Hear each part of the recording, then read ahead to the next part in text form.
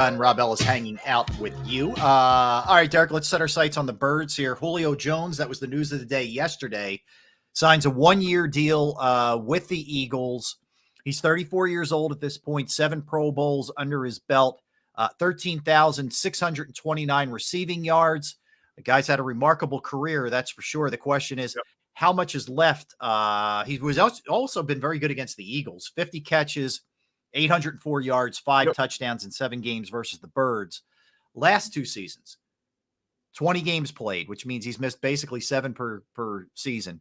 55 catches, 733 yards, and 3 TDs. So what do you think of the move? He's a name, a great name, who was a great receiver in his prime. He's been with 4 different teams in the last 4 years. He's played 9, 10, and 10 games over the last 3 years. 34 years of age. You think Julio's going to come in here and take touches away from AJ, Devontae, and Dallas? They only had 3 healthy receivers. They needed a body. They worked out a bunch of receivers. They decided on Julio. Now, he might be a guy who can help them with their red zone woes. I mean, they're at 45% efficiency touchdown-wise in the red zone as it is. I initially texted a couple of people. I said, why? And one person texted me back and said, well, Quez Watkins is never going to play. He's always hurt. So we needed somebody. Julio is a proven commodity, smart, crafty runner. I'm just shocked that they went out and got a Julio Jones. I don't know how much he's going to add to this team, to be honest with you. I hope it works out for him, but I have my reservations about Julio at this stage of his career. I do too. I wonder, look, it can't hurt. You're signing him probably to the veteran minimum. If it doesn't work out, you can move on, or he doesn't play a whole lot. Like there's no real downside to this. It can't hurt you. But I think people expecting him to be the Julio that you knew 10 years ago, he's not. And he had some production the last couple of years. We were talking about this before the show, me, you, and Tone, and I don't know that they don't try and maybe utilize him a little bit in the red zone. Maybe, he's got that big body where he could box out. But then again, I thought they do that more with AJ Brown because he's got that kind of body. Julio's bigger than AJ, but you need something. Quez is out. Maybe don't feel like Zacchaeus is that guy necessarily.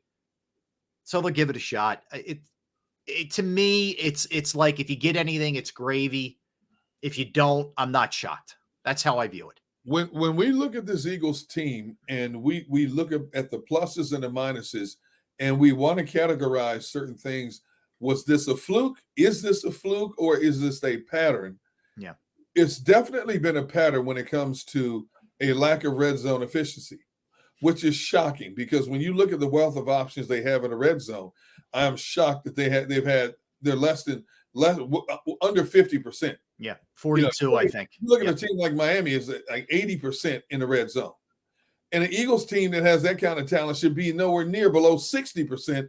Yet by going 2 for 3 this past Sunday, they elevated to 45%. They were down to 42%. Mm-hmm. So there's something missing in the red zone efficiency.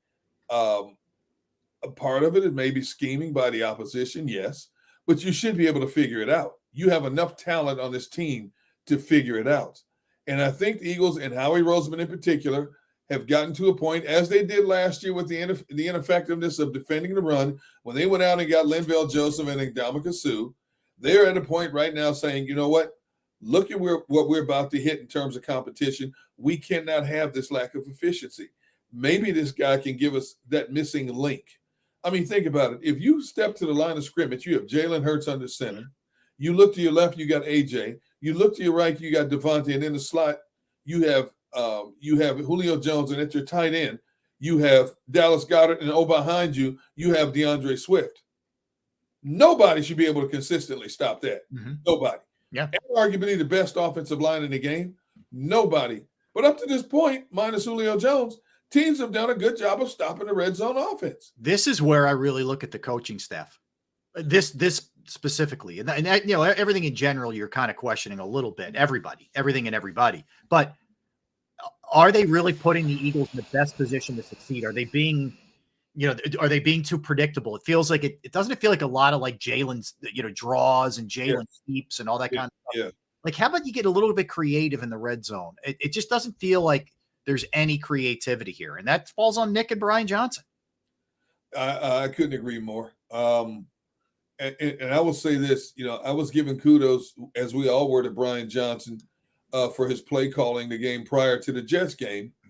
But now as we look back at that, I can't get over the fact that you had 55 dropbacks against a team that is a good, talented team that has a lot of talent on defense, but was very susceptible to the run. And I believe, as I said earlier in the week, susceptible because the offense has not done enough to give their defense a breather, and these guys were sucking wind at crucial points of a game. You played right into their hands. You had 22 running plays compared to 55 dropbacks. I don't understand why you didn't run that ball at least 35, 40 times against the Jets and do a better job of controlling the clock. The Jets couldn't score a touchdown on this team. They weren't going to walk down the field and score a touchdown with Zach Wilson under center. No. You gave them the touchdown. You gave them the defining moment of the game. The crowd was out of the game for most of the game. They were. Until the fourth quarter. When they got within 2 points, all of a sudden the Jets crowd came alive. Mm-hmm. And then when he throws that pick into coverage, that place went nuts.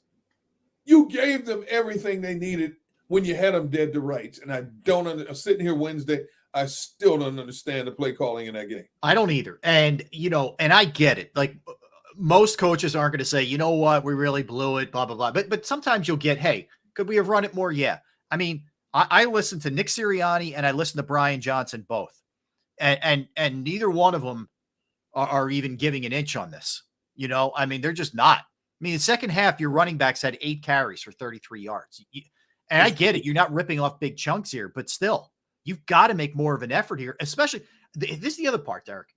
In the second half, you're without Lane Johnson. I like my chances better of you having success running the ball rather than pass rushing if Jack Driscoll's really struggling to pass block. Let's see what it looks like in the run, a little bit more. There was just so many things. Jalen wasn't on his A game in the fourth quarter, clearly. So maybe you don't have as many attempts for him. It didn't make sense to me. They could say whatever they want. I'd be really surprised if they don't get back to the run more this week. I think you'd have to do it by necessity because you want to keep the Dolphins off the field. But that was a poorly coached game. It just was on Sunday. You're allowed to have one or two worse coach games than better coach games. That's your one. You have got to come back with a vengeance this week against a much better opponent, against a much more complete team. And your team is limping into this game. You're bringing in people off the street. Josiah Scott was signed to help him on the back end. Julio Jones is signed to help him with the red zone woes. You're bringing in people off the street to try to help you get this thing right. Sometimes it works. Sometimes it doesn't. Now, it worked last year for you. Now we got to wait and see if it's going to work for you this year until you can get some of these other bodies healthy. Mm-hmm. You cannot come out of games over the next 6-7 weeks and have the media and the fan base wondering, what the heck are you people doing? What are you doing here? You should have your identity already. To be honest with you, I don't know what the defense's identity is other than they're good up front. We don't know. After Brian Johnson was the highest of highs with play calling one game and comes down to the lowest of lows, I don't know what he's going to look like this week against Miami. Yeah. Honestly, don't. You should have whatever you are, you should have some consistency in terms of what you are at this point of a season. I can't honestly say I know that for a fact right now. I don't either. Yeah, I mean, I think if you had to ask me what's their identity on defense, they're a team that can get after the quarterback and has done a pretty good job against the run. But beyond that, I don't know. I mean, I don't know what they are. The linebackers they played okay, all things considered. I think they're kind of limited. And the secondary, it almost feels like they're just hanging on for dear life. A lot of times. And with all that said, Derek, they did a good job against the Jets. I mean, the defense did their job. They did more than enough for the Eagles to win that game. They did, in fairness to the defense. Hey, not to derail you, but I saw during our last commercial break, our good friend from the Philadelphia Inquirer, Keith Pompey, had posted that according to sources, James Harden is back in Houston. Unexcused back in Houston. Yes. So I reached out to Keith. I said, look, I hate to do this to you at the last minute. I know I do it to you. You have time to come on. Can you give us 15 minutes? So Keith said he can come on at 1 o'clock to talk about this mess. All right. We have Barrett Brooks at 1:30. Perfect. What do you think? You want to get him in there? Heck yeah. All right. Derek, anytime we can enhance the show by talking to someone who's got boots on the ground. Yep. Let's go. We'll figure it out. Whatever we were gonna do, we will figure it out. This is what it's all about, man. You audible and you make moves on the fly. So yeah, let's do it, man. That's great. Tone, Keith is waiting for the invite, dude. So. Okay. Yeah, good stuff, Gunner. And by the way, Gina Mizell, who is Inquirer writer, she's the Sixers beat reporter for the Inquirer, along with Keith. Yeah. She tweeted out about an hour ago saying, can confirm James Harden is not at Sixers practice. He also was not present for shoot around in the Brooklyn game on Monday. Source told me earlier this morning that if Harden was going to play in Friday's preseason finale, as he stated, that today would be important. So this is basically, I think, his way of going back on what he said, which is he was going to play in that last game. Here we go, man. That's all I can say. Here we go. We're in the first stage of this. This is like a Tour de France. There's going to be a lot until he finally gets moved. You know what he's doing, Derek? Here's what he's doing. And we'll ask Keith about this, obviously, but I think now he's hearing the stuff. Ramona Shelbourne reported from ESPN, who's got her finger on the pulse of a lot of this stuff. Yeah. Reported that the Sixers and the Clippers and Woj did too are still very far apart. Yeah, they're still very far apart. So he gets wind of that, right? And he's like, man, I want out of here. I don't want to start the season with this team. I don't have a lot of time left. Like, clock's ticking. I got to pick it up here. And here we go. If what Woj is saying is true, and Woj is on top of this stuff, that the Sixers have re-entered a conversation with the Clippers, and they're still far apart. James probably said, I thought you people told me if I come back, this would get done sooner rather than later. Yeah. So James said, you know what? I'm taking my ball and I'm going home. Oh, boy. Oh, God. All right. So we'll see. We'll see what happens here. John Dickerson says James Harden's beard is now controlling his life. Man, this is a mess. What a mess. What a mess. All right. Back to the Birds. Now, there is potentially good news here, Derek. We didn't get a chance to talk about it yesterday, so just to throw it back out there. The Lane Johnson thing doesn't appear as serious as it did initially when he went down in the game. Right. And there is a chance that he plays in the game. Now, it's going to be pain tolerance, and we know if there's anybody who's got a high tolerance for pain, it's Lane Johnson, right? We know that.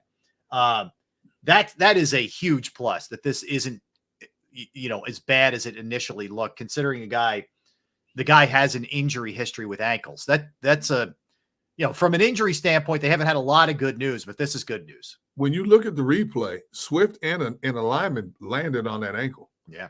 And I'm thinking that ligament is torn because of his ankle history. By the grace of God, he escaped to the point. Now, there's a possibility he could miss Sunday's game, which I don't like, considering Miami's front comes after quarterbacks. Yeah, they do. And I don't want to see Jack Driscoll on that side. Now, if somehow the Eagles find a way to run the ball, and Miami gives up like 114 yards rushing, which is decent run defend, but you can hit them in some. Yeah, they're 19th. That's not special. Jack Driscoll is better at run blocking than pass blocking. You can't put the ball up 55-10. You can't have 55 dropbacks against Miami's fast defense, man. You can't. I don't care that Sauce Gardner and Reed aren't back there. Like, I get it. I get it's tempting, but you have to stay true to the run to an extent. And again, if you want to move on from the Jets game, you want to keep the ball to his hands. So how do you do that? If you have long sustained drives, keep them off the field, win the time of possession, take the air out of the ball. This team, this coaching staff has got to remind themselves every day leading up to this Miami game. The Jets were down their top 4 secondary people. The Jets were reeling just to stay afloat. Mm-hmm. The Jets, after the like under 6 minutes left in the second quarter, the Jets held this potent offense to 0 points. The Jets found a way to come back and beat you with Zach Wilson. The Jets got 4 turnovers to your none in this game. You have everything in your favor motivation-wise to have a completely different mindset. And I know guys will be up for this game. They'll be focused for this game. Right. But, dude, you're playing with fire.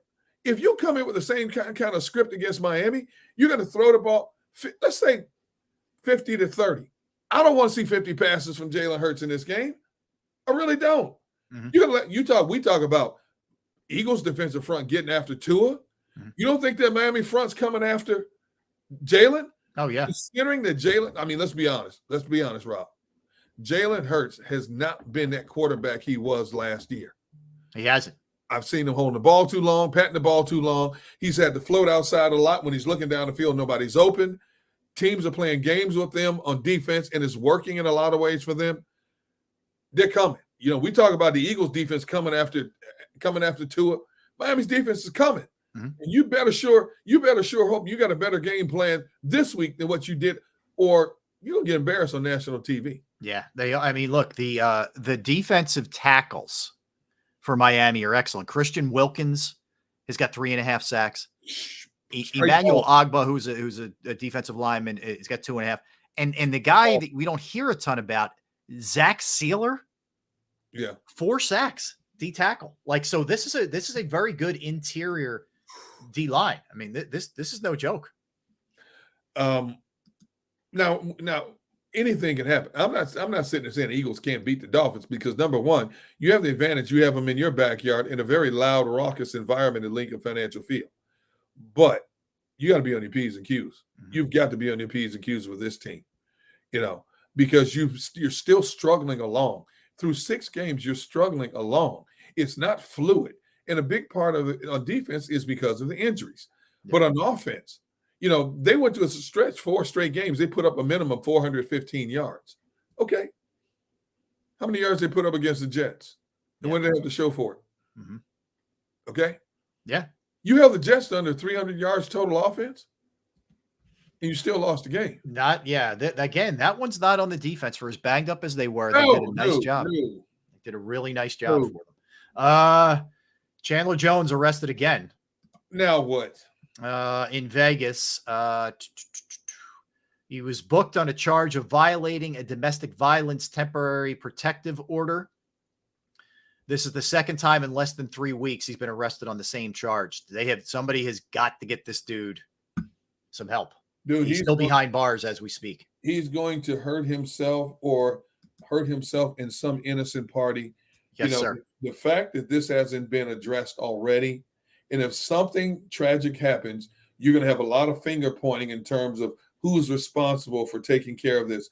Who should have taken the initial steps to keep him from harming himself or others. Yeah. There's going to be a lot of backlash from this if somebody doesn't jump in, and basically strong arm the situation. Not good. Not good. All right. So I just wanted to pass that along. But yeah, I mean, the thing about this Miami team, by the way, we're going to talk to Barrett Brooks at 1:30. But the other thing about this Miami team too, Derek, is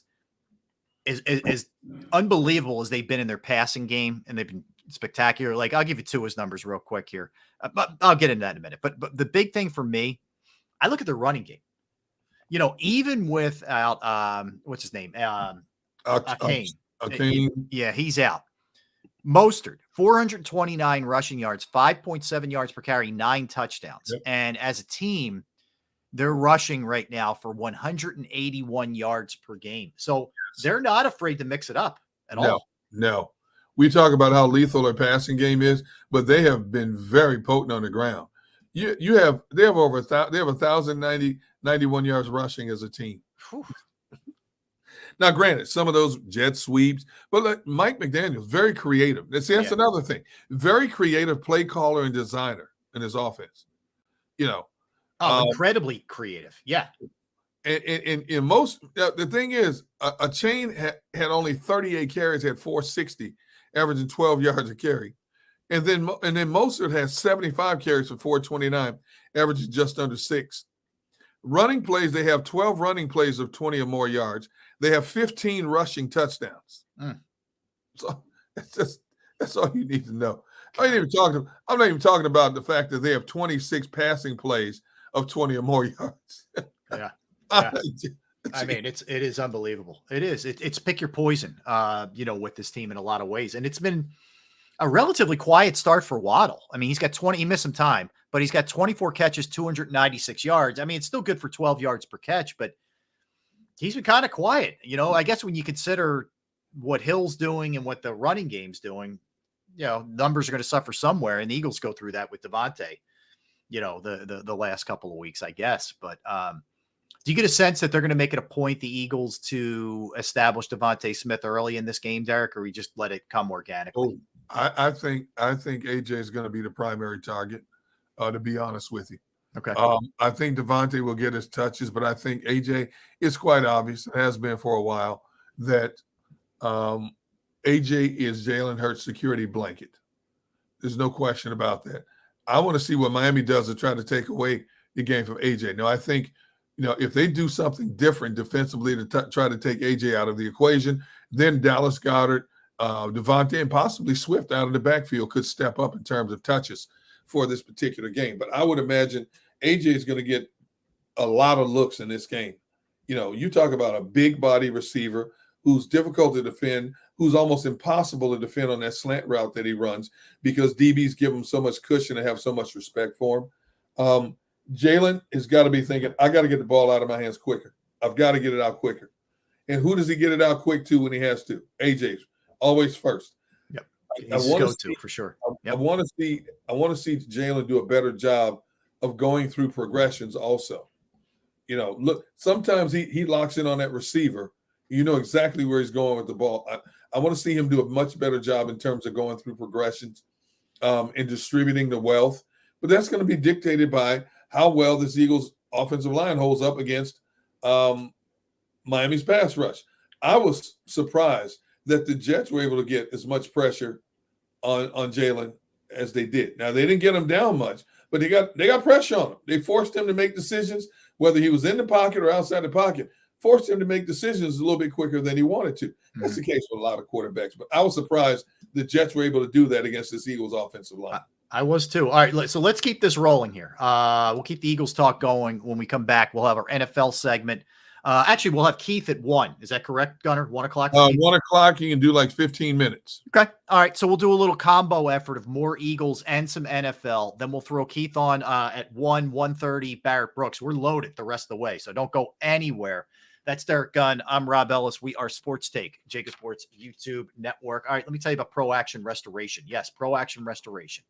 You have a home, you have a business, you have a property you own, you go through the inconvenience, the pain, the unknown of water, fire, smoke, mold damage to your property. You're not sure who to reach out to, right? Well, here's a good thing. Pro Action Restoration is on call 24 hours, 7 days a week to assist. I know personally I've gone through it. I had water damage at my parents' house years back. I reached out on a Saturday to Pro Action, and they got right over there. They cleaned up the place. The crew was professional. The price was reasonable. It was really a great experience all around. Pro Action Restoration is licensed, bonded, and fully insured, and they've been serving the tri-state area for more than 2 decades. Pro Action will work in conjunction with your insurance company. And again, it could be water, fire, smoke damage, mold remediation, you name it, they can handle it. Give them a call, 610-623-3760, 610-623-3760, or online at proactionrestoration.com.